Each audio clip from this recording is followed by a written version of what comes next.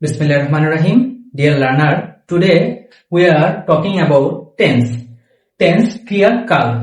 ক্রিয়া সংঘটিত হওয়ার ভিন্ন ভিন্ন সময়কে tense বলে।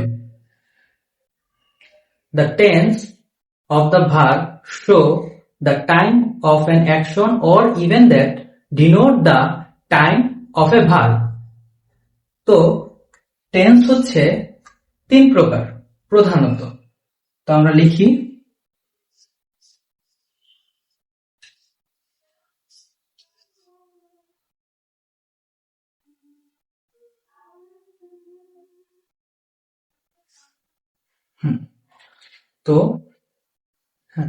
তো ডিয়ার লার্নার, টেন্স তিন প্রকার: প্রেজেন্ট টেন্স বর্তমানকাল, পাস্ট টেন্স অতীতকাল, ফিউচার টেন্স ভবিষ্যৎকাল। তো আমরা কিছু উদাহরণের মাধ্যমে তা প্র্যাকটিস করি। চলো।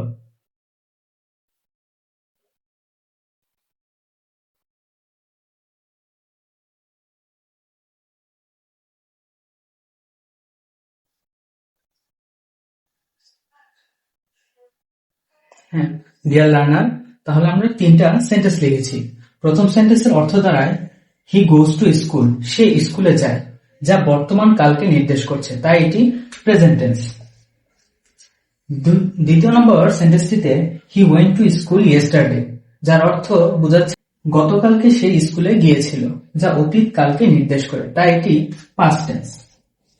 এবং তৃতীয় নম্বর সেন্টেন্সটিতে he will go to school tomorrow, ভবিষ্যৎ কালকে নির্দেশ করছে, যা আগামী কালকে সে স্কুলে যাবে।